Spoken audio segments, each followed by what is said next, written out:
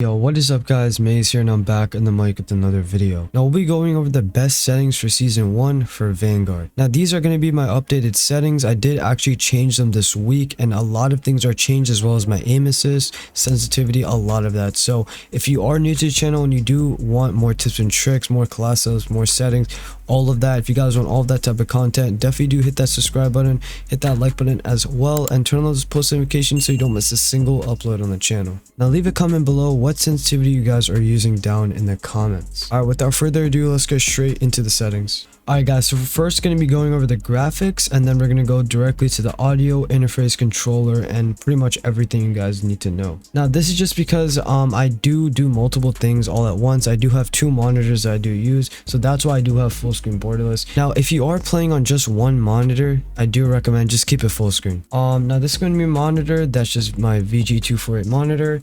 Your VSync, make sure you do turn this off. It's really going to affect your refresh rate and it's going to make you a bit laggy and it's going to stutter. It's not good at all.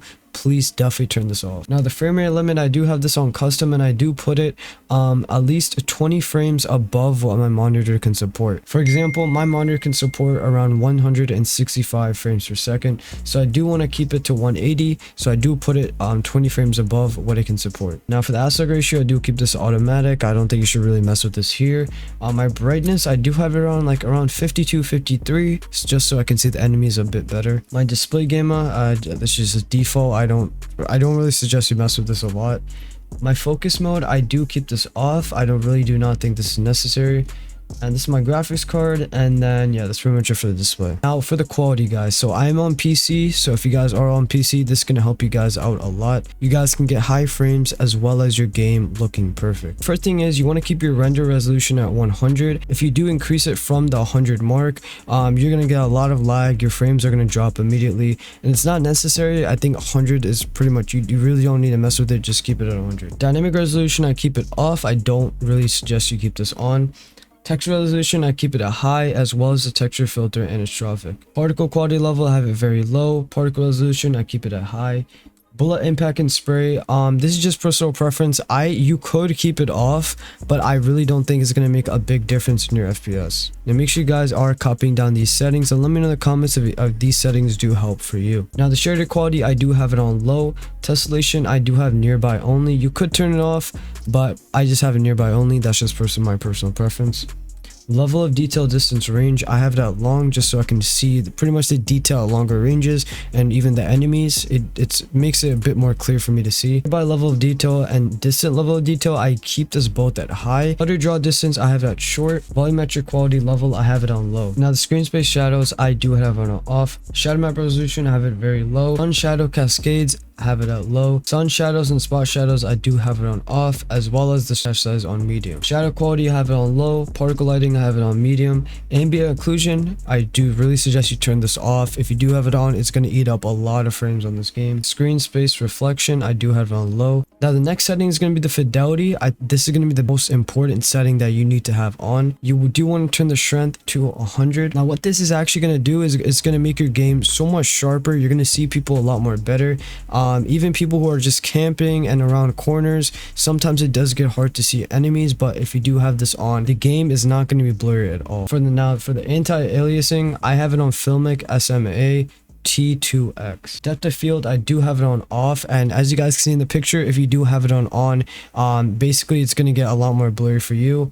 Just have it off guys, the game is going to look great. Now the last setting is going to be the VRAM usage target. I have it on 85% because it's very balanced for me, and if I do actually increase it, it does make my GPU temp, like it pretty much increases it, which is not that great. So I think this is really great if you do have it on 85%. Just pretty much leave it at this setting. Alright guys, so now we're on to the gameplay settings. For the color filter, I have it on none. For the color filter target, I have it on the world setting. Interface, the intensity, I do have it on 100, and the next one I do have it on 75. Auto color palette, I just keep it at default, and these are my colors that I do have for the map. The only things I did change here was I did make this one a bit more darker blue just so I can see it a bit better. Now this is a light blue. You could make it dark, but I just like having a light. And then for the enemy color, I did make it a bit more red. If you do put it on default, as you guys can see, there is slightly a bit difference. I don't know if you guys can see it, but it does make a big difference on my end, and this is just personal preference. It's a lot easier for me to see the enemies on the map. Field of view, I have it on 105. I think if you do increase this, maybe if you do have it above 110, it does affect the aim assist setting. A lot of people do run like 120, which I think is really high. I think, like, personally, I'm not accurate at all if I do increase it at that range. The best setting for the field of view for me is going to be 105. Now the ADS field of view, this is also, a lot of people do put this on dependent for some reason, but it really does not. Like, I really do recommend the affected, just because you're going to be more accurate, and it's going to actually look like your gun has absolutely no recoil at all. And I really do think that you're going to be more accurate with this, and you're not going to miss any of your shots if you do have it on affected. Camera movement, this is very important. You want to keep it at 50%, just so the camera movement doesn't move a lot. The game does get a bit shaky when you're running around, so if you have it on 50%, it's not going to be any type of distraction, and you can get a lot of kills with this on. Now the motion blur, I do have both of these things on off, and the latency for the NVIDIA, I do have it on. Now these are my audio settings. Now the master volume, I actually have this on 60, just because for me, when I do record, the game volume is a lot for me, so I do have it on 60. And this is pretty much just dependent on your headphones, so if this game is pretty loud, you could tone this down. This is just personal preference right here, but personally, I do keep this on 60. Music volume, I do have on 0. I think this is really distracting. You don't need in-game music. I think it's pretty stupid. You don't need this at all. Dialogue volume, I have it on 60. I know some people actually, you can even turn this off, and some people actually do have it on 100. I think that's a really big distraction. I don't think you really need dialogue volume. For me, I don't like, all these announcers and all these players just screaming their head off in this game. I really don't like that, so I do keep it on 60.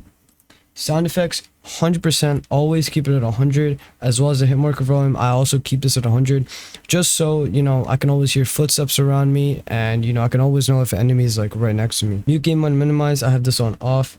Hit marker sound effects, I have it on Vanguard, just because I think I like the hit marker sound a bit better for Vanguard, but again, this is just personal preference.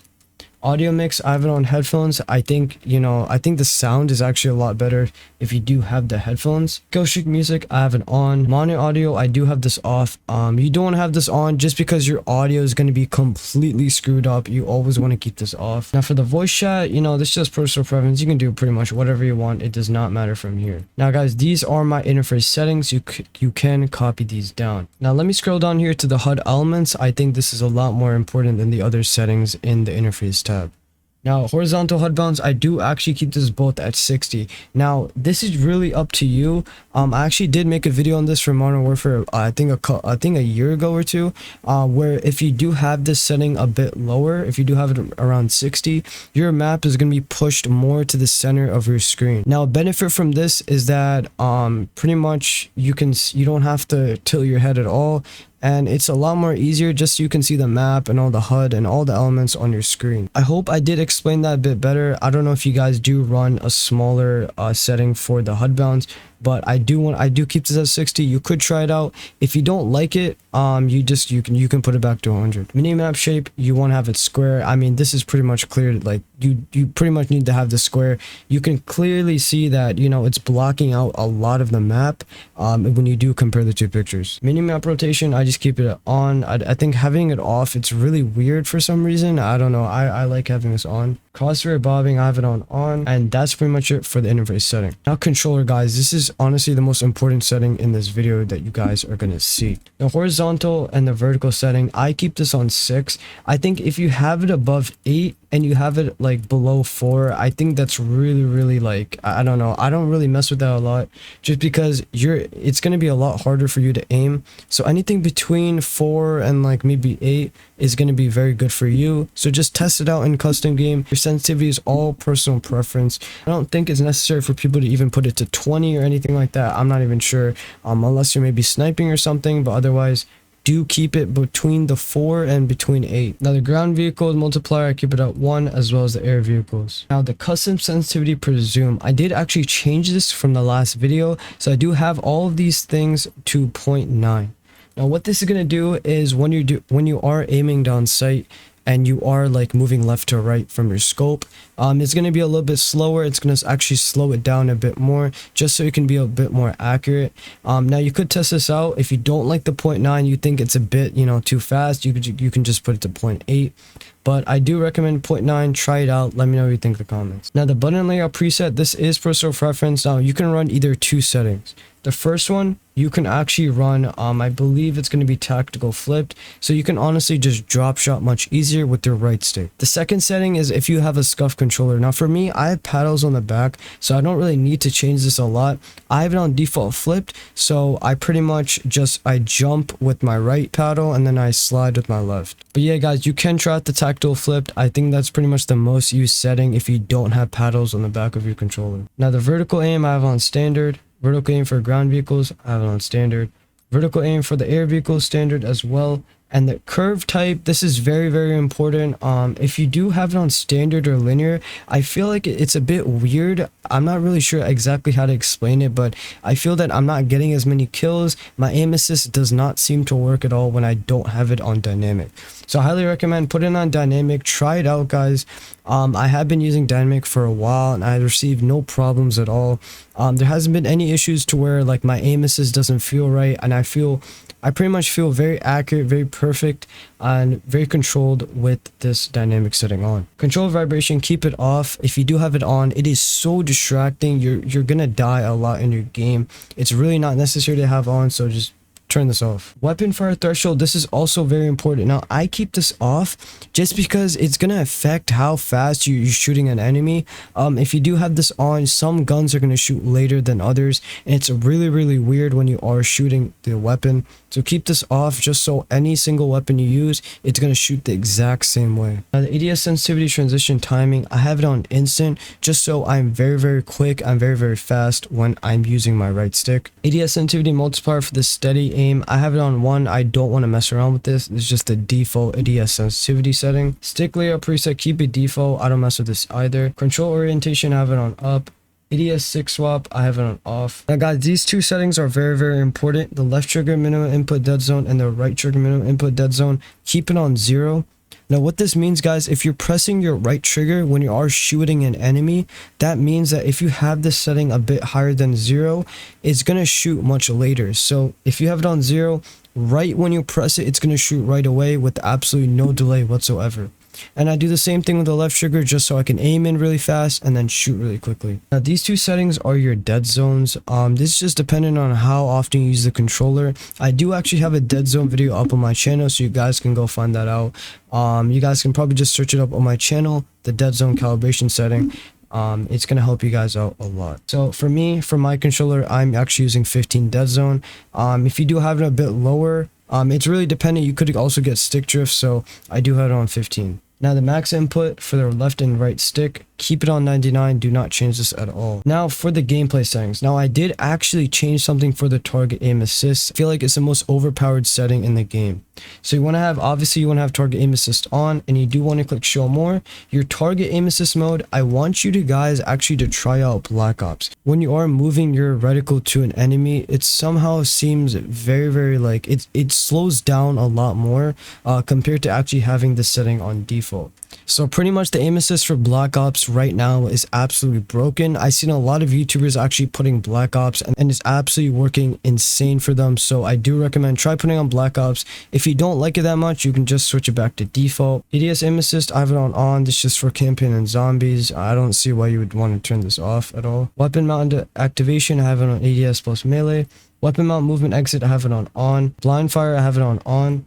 Now the automatic airborne mantle, I have it on partial just so I'm not really mantling all the time when I don't need to. It gets pretty annoying at times, so I think partial is the way to go. Mantle stance queuing, I have it on. Now automatic sprint, if you aren't running automatic tactical, you guys are missing out. Now this is just going to help your actually controller, to be honest. When you are not putting this tactical sprint on, you're pressing a lot on your left stick, so it's going to pretty much break your controller.